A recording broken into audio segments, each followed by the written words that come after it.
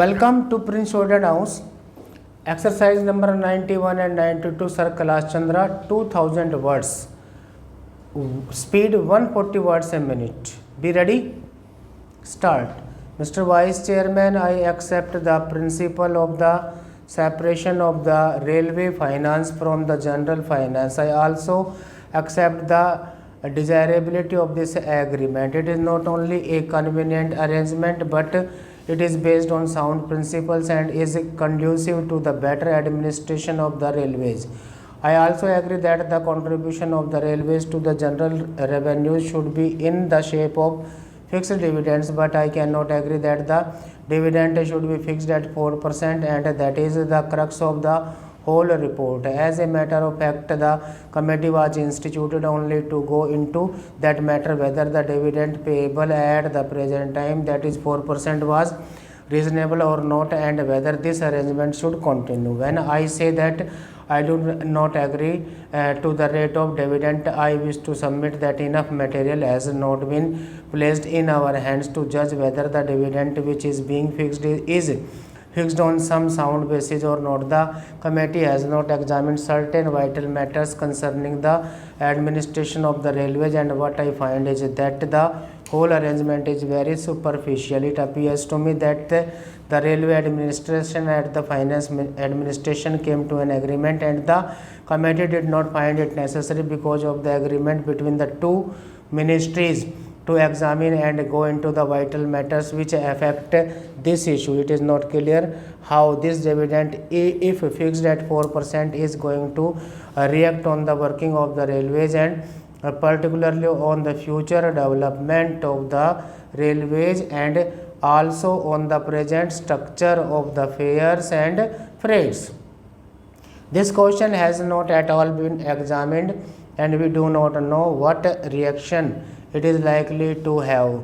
These are very vital matters, and I think that they need a thorough examination before we can come to correct conclusions in this matter.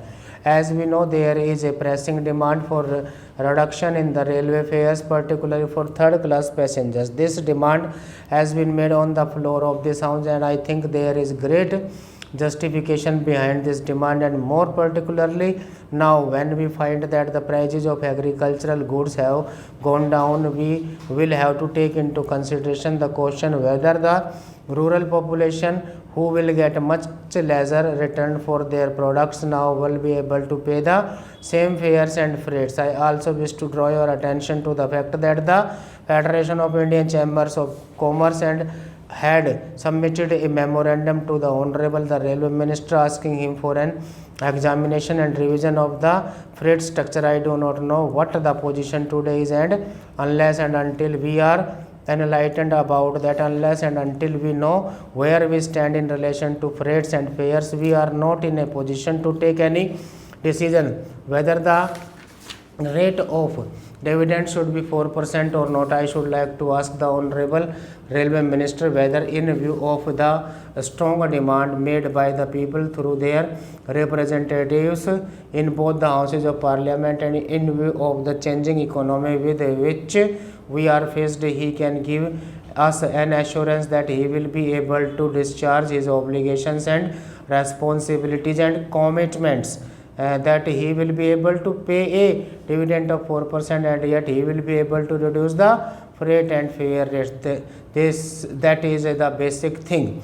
Another important factor which has to be taken into consideration is the development schemes. I wish to submit that there is no new approach in this matter. I find that we are going about in this matter in the same phrased manner, and the aspirations of the people have not at all been taken into consideration. The Honorable Railway Minister will remember that during the budget speeches made on the floor of this house as well as in the other house, there have been incessant demands for the development of the railways. I don't know what he thinks about it and how he thinks that after paying this dividend at 4%, he will be able to meet that demand, and he will be able to find a way for the railways to expand this economy as they think it proper, as would meet the demands and aspirations of the people. In this connection, I wish to invite your particular attention to the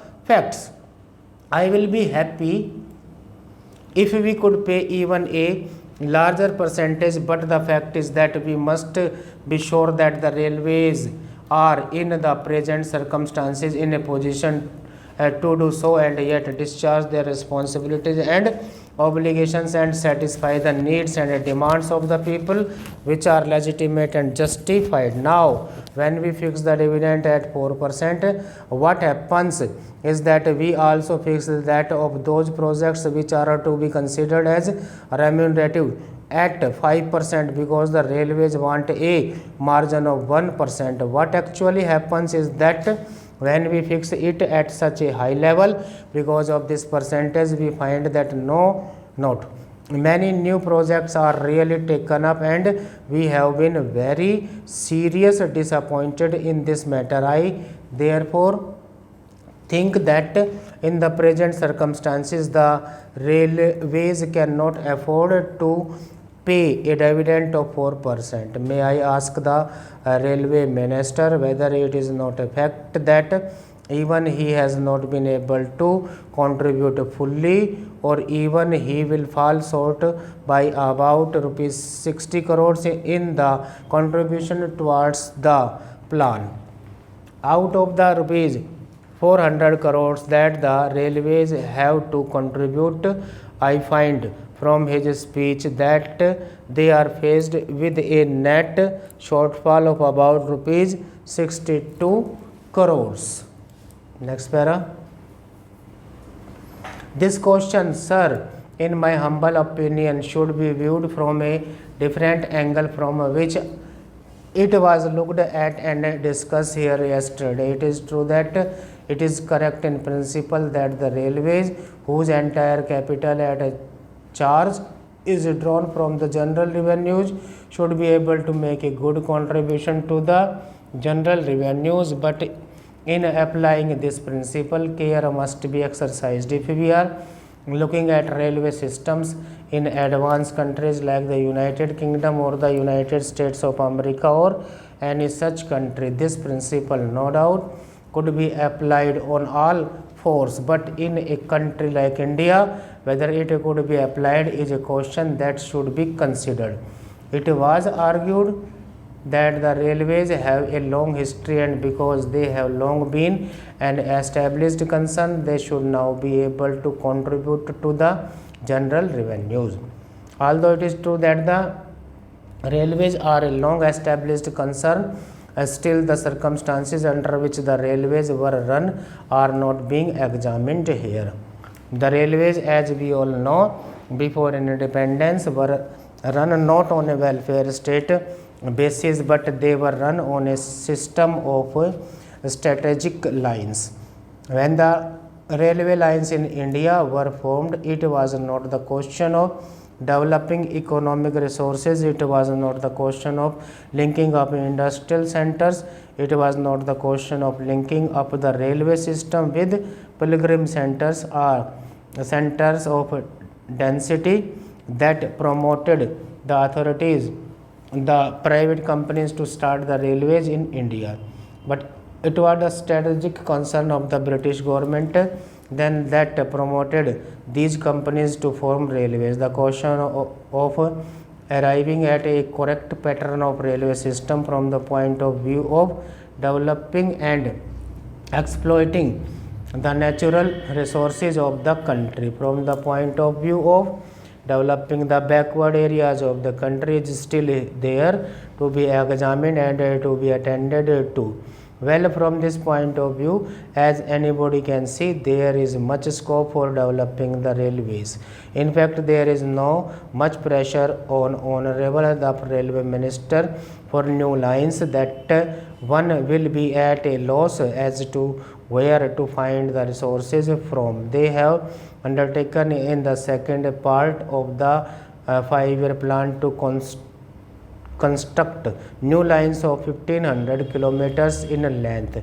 In order to have a perfect railway pattern to be able to exploit and make use of the natural resources of the country to the fullest extent. Although we cannot dismantle the railway lines that we have now, still these lines have to be linked up to fulfill that requisite of exploiting the natural resources. So my point in bringing out these arguments is to show that the railways have a full development program on their hands and they need funds. They can no longer draw from the general revenues or the country, as the railway finance is separated from the general finance. They have to obtain the resources that are required for development either by loan or otherwise. There is the other need also to be examined in this connection, the need of passenger amenities both inside these houses of parliament as well as outside. It has been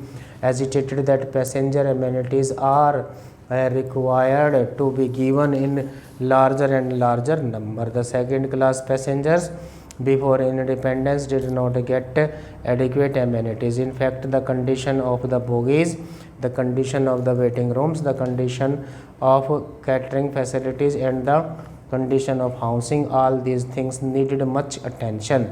Although the railways have now taken up the amenities program and according to the recommendation of the convention committee, we are now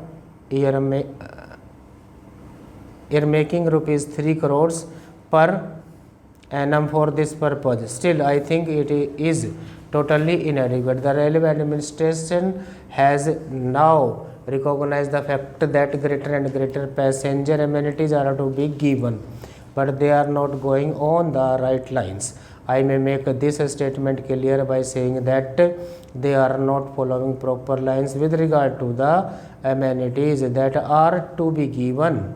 I will take just one example and point out how they fall short of the requirements. Well, the question of providing waiting halls for second class passengers has been a much mooted question and that naturally gets a top priority in the amenities program. Well, the so-called waiting halls that are now provided are like this.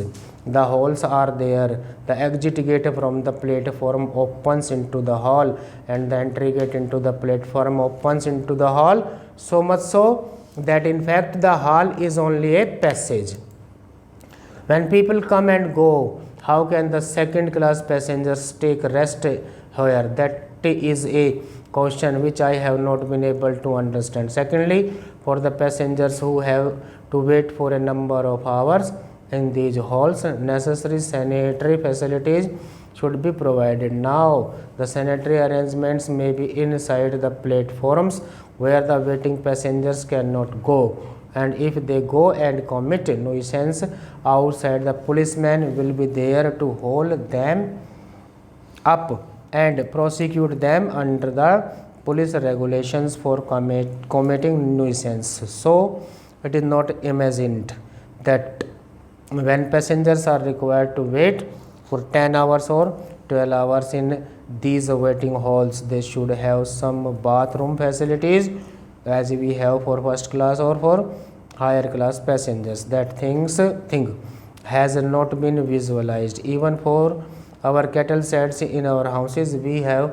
doors and windows, but here for these second class waiting halls there is neither a door nor a window nor an enclosure. This I say to draw the attention of the authorities to think of these amenities in their proper proportion. Their estimate for the requirements of funds for these amenities is an underestimate. The needs for increasing the amenities are large. Stop.